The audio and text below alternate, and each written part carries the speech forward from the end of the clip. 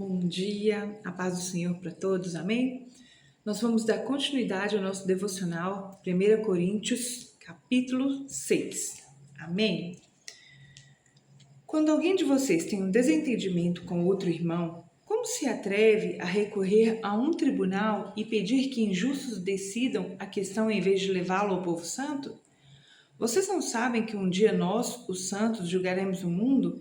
E uma vez que vocês julgarão o mundo, acaso não são capazes de decidir entre vocês nem mesmo essas pequenas causas? Não sabe que julgaremos os anjos? Que dizer então dos desentendimentos corriqueiros dessa vida? Se vocês têm conflitos legais, por que levá-los para fora da igreja a juízes que não fazem parte dela? Digo isso para envergonhá-los. Ninguém entre vocês tem sabedoria suficiente para resolver essas questões? Em vez disso, um irmão processa o outro diante dos descrentes.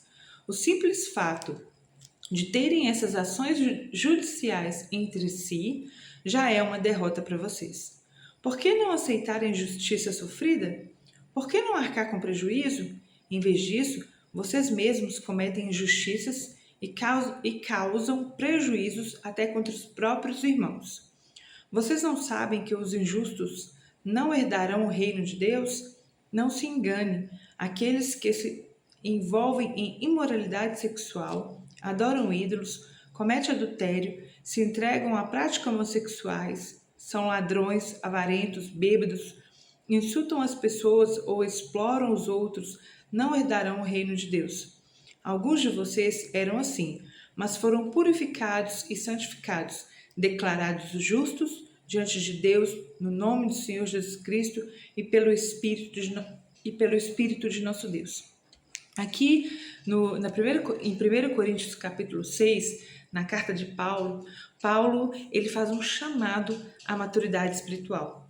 O apóstolo Paulo, ele confronta atitudes que enfraquecem a igreja e ele lembra os cristãos de quem eles são em Cristo Jesus.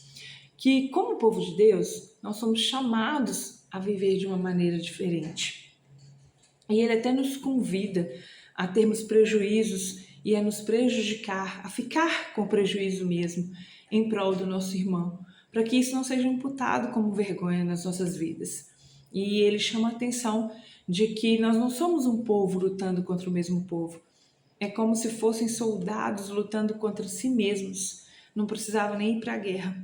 Ele chega a citar aqui que quando isso acontece, quando há uma pendência de irmão contra irmão, quando são levantadas causas de irmão contra irmão, é uma vergonha que nós já podemos nos considerar como derrotados.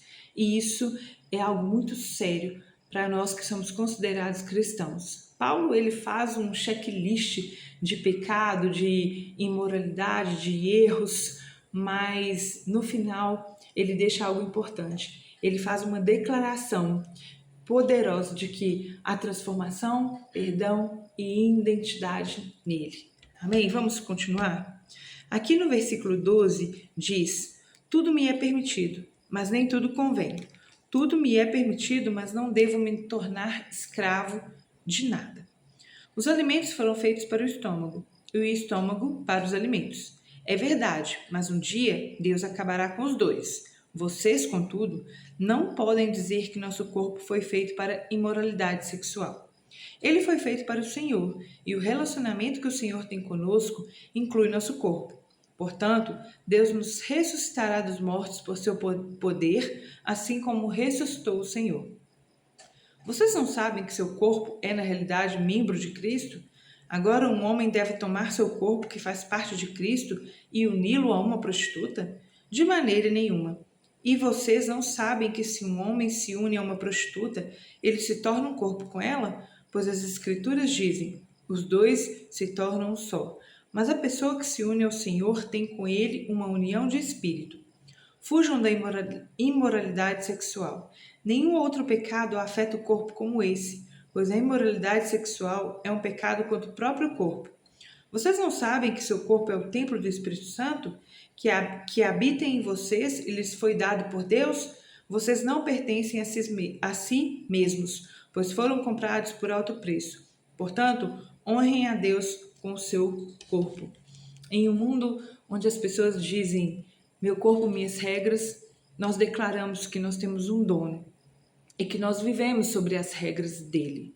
Nós entendemos que nós temos essa liberdade em Cristo, mas nós conseguimos dominar essa liberdade e nós usamos essa liberdade para com Cristo, porque nós entendemos que nós somos propriedade exclusiva deles.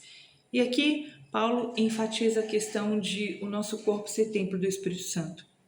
Antigamente, no Velho Testamento, né, o templo era o lugar da presença de Deus. Hoje, a presença de Deus, ela habita em nós, no nosso corpo. E ele chama a nossa atenção para essa responsabilidade espiritual. O meu corpo, tanto físico quanto espiritual, ele pertence ao Senhor Jesus. E essa liberdade, ela não é um aval para que eu venha pecar, para que eu venha viver de qualquer maneira, da forma como eu quero e do jeito que eu quero. Não, essa liberdade, ela traz em mim uma consciência de que eu tenho um dono e eu pertenço a alguém.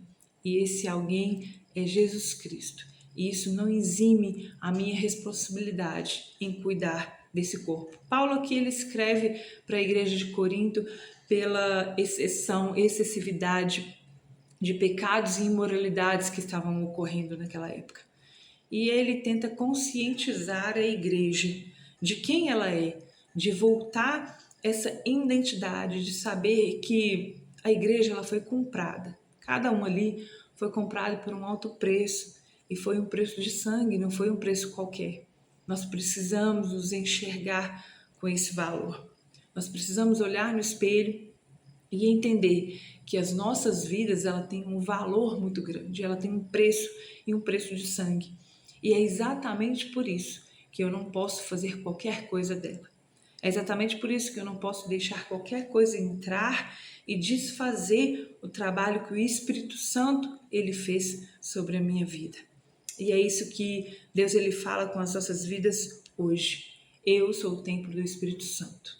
Eu preciso cuidar desse templo. Você precisa cuidar desse templo, porque nós somos propriedade exclusiva do nosso Senhor. Amém?